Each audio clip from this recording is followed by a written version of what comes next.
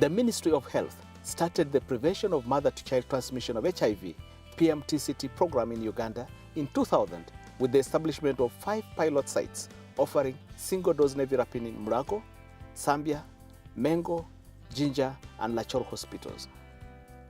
Through several guideline changes, starting with the single-dose nevirapine for mother and child, the Ministry of Health adopted the option B+ in 2012, which has now been rolled out to 90% of all health facilities countrywide offering maternal health care.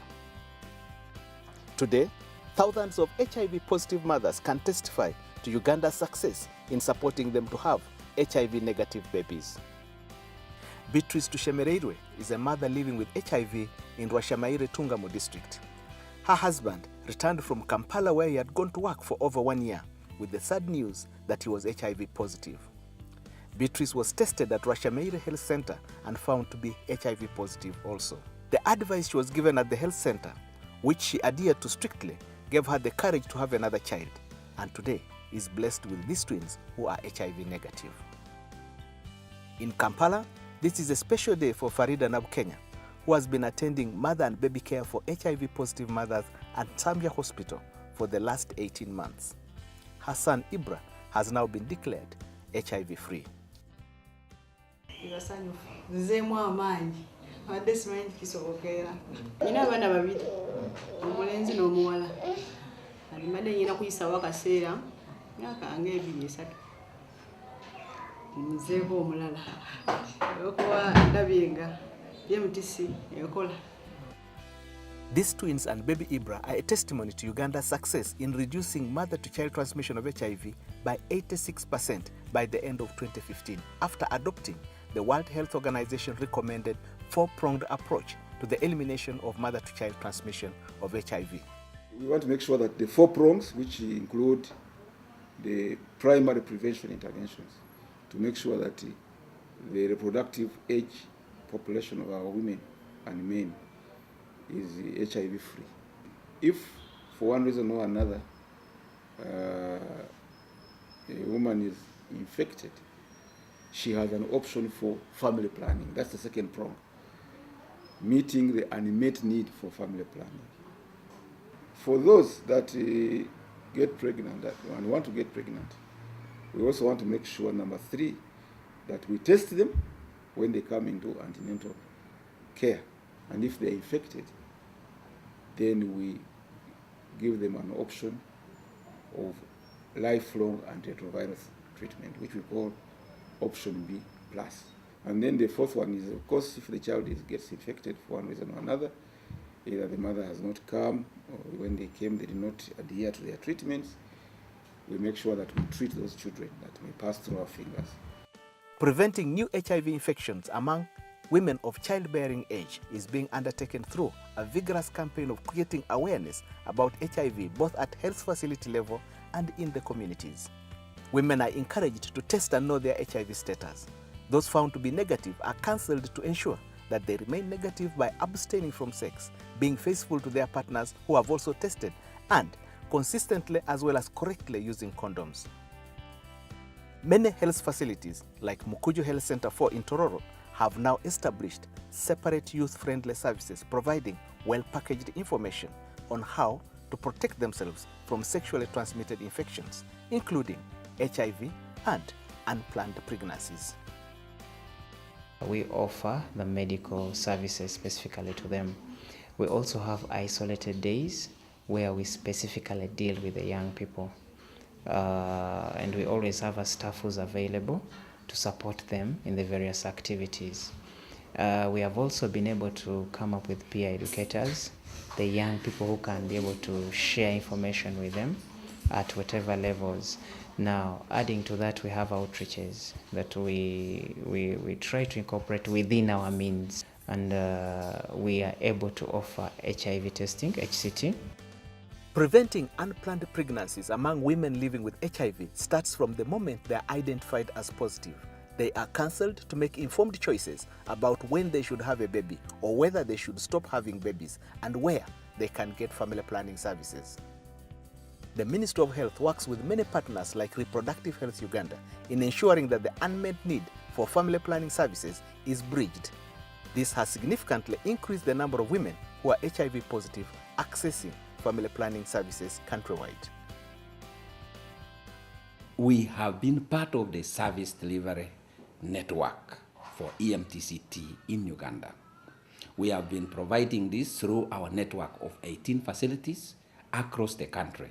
So the provision of family planning to thousands of women, especially young women by Reproductive Health Uganda, to me is our greatest contribution to the program. We support procurement of commodities for family planning, including condoms, contraceptive pills.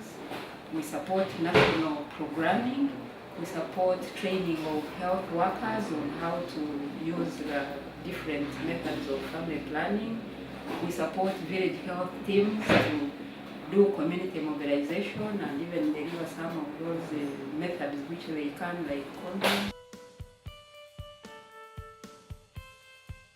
Preventing HIV transmission from women living with HIV to their babies intensified in Uganda after a study done by Makerere University, Johns Hopkins University research collaboration found that a single dose of nevirapine given to the mother at the onset of labor reduced HIV transmission by up to 50%.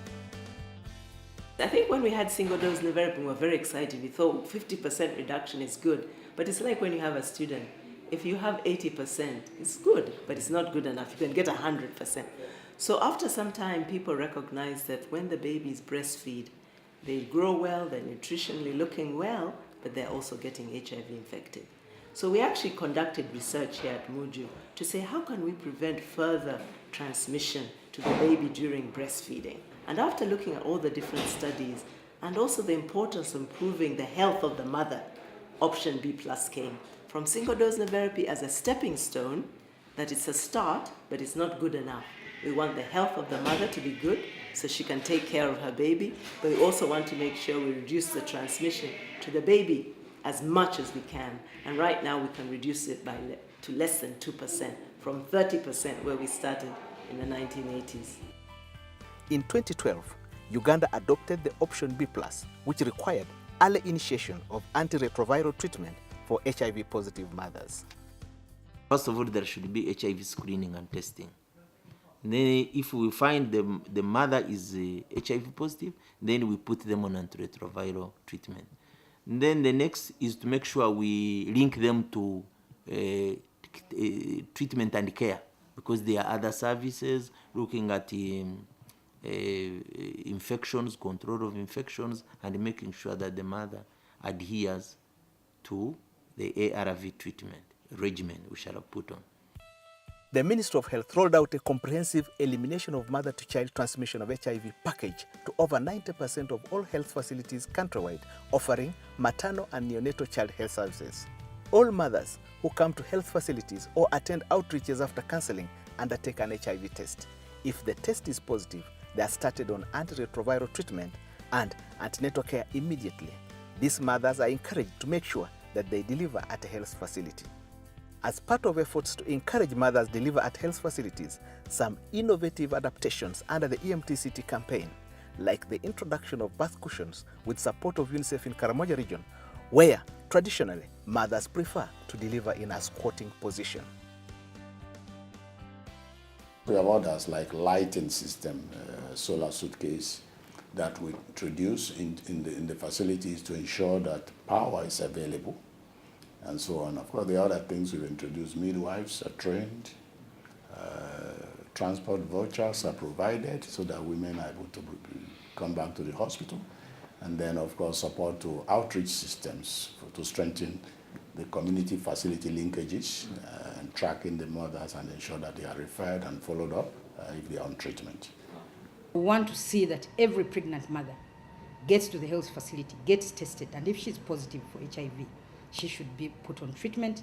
And as I said, the challenge is adherence to the treatment as recommended.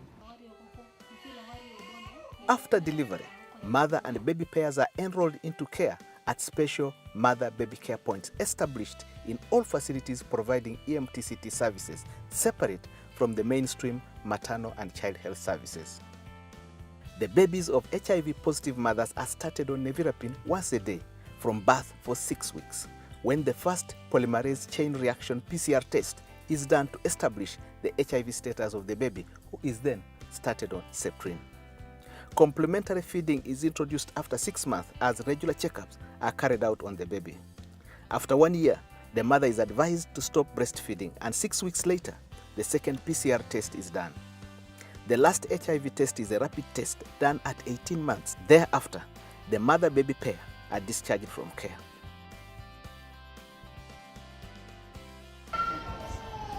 If the baby turns HIV positive at any stage, then antiretroviral treatment is started immediately. One of the main challenges in EMTCT is keeping mother-baby pairs in care throughout the management period of 18 months. There is loss to follow-up of these mother-baby pairs, and because of, many challenges. One of them is stigma. The other may be, challenges with disclosure to the partner, and so the mother can't go back to access treatment. However, effort is being put in this area by having good records and using the community health extension workers to ensure that they come back to hospital. But also the other challenge, of course, would be distance back to the facility that discourages some of the mothers. So in this case, we are trying as much as possible to roll down the treatment to the nearest facility to every mother that can offer, treatment to them.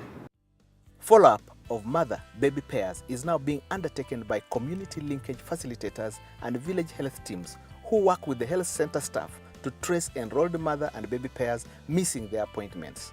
They also work as mobilizers, encouraging expectant mothers to attend antenatal and test for HIV. I do follow-ups. Those women, if they get them when they are positive, then they come here, they test them, they are positive. If they just go to the village, they don't come back again to the hospital. Health doctor here in charge, they just call us VHTs that you come, go and look for me, so and so like. Health staff keep records of treatment and care for the mothers and their babies, which together with other maternal and child health data feeds into the dashboard, an online EMTCT data platform providing information for timely decision making.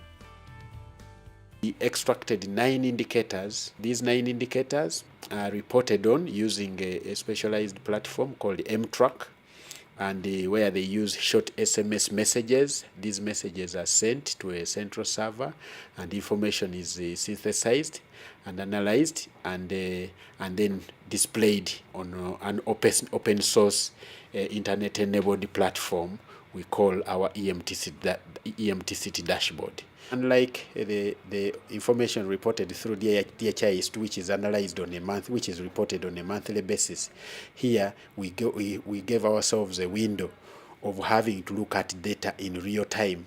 We discuss, and what we normally do, we pair not so well performing districts with those data performing excellently well, and therefore this platform of discussion here on a weekly basis facilitates cross-learning. Districts that are lagging behind are able to pick innovations from those regions and districts that are performing slightly better, and at the end of the day we achieve uniform performance across board. So we're seeing all the indicators that we use are going in the correct direction. So the number of pregnant women who are on ARVs is extremely high now.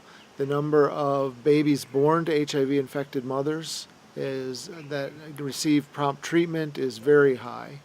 And the number of infected children that result from maternal-to-child transmission is at an all-time low. So that's fantastic news across the board.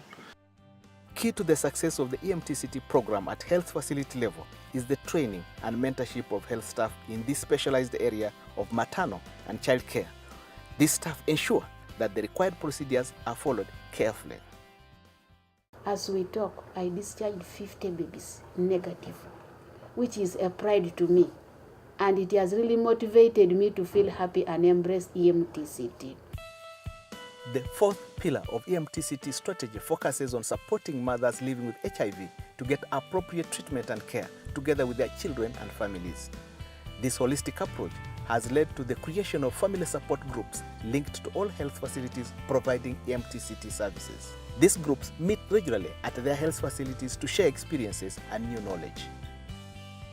Tubiganiraho umuntu uhora nakugambira tumubazi kundi kugumera nyowe atarumazi guru kumara mani uburundijo yakugambira tumubazi nyuti gutine kiguru kunkora ibintu bise bitukani tuganiraho umuntu tuherezana amani oshanga umuntu nywa nambwe ukibutari kubimanya shanga umuntu yakuhamageza tugumugumerenye kiro marinda kikama 30 ubone kunyama.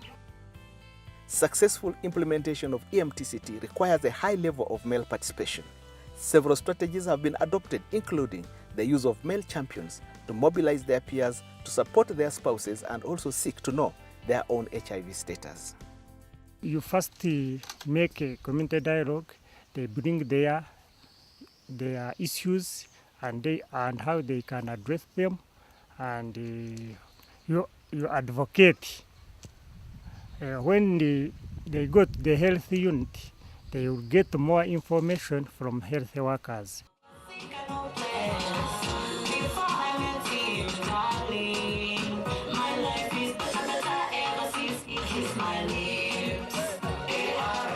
In 2012, the Ministry of Health, with support from partners, undertook an aggressive public awareness campaign to promote the elimination of mother-to-child transmission of HIV under the auspices of the Organization of African First Ladies Against AIDS, OFLA.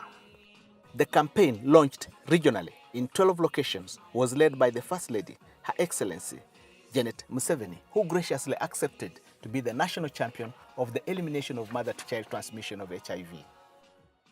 I thought our communities needed to hear of it and know that if they really work with the Ministry of Health and with us and listen to the advice that we're giving, there is a chance that they can have children who are free of HIV and AIDS. And if we can have a whole generation of those children, we'll have less people with HIV and AIDS in the country. And that's what the prayer and desire for this country is. An ambulance service to take pregnant women to health units. Each regional launch was preceded by a series of activities targeting the specific EMTCT challenges of each area.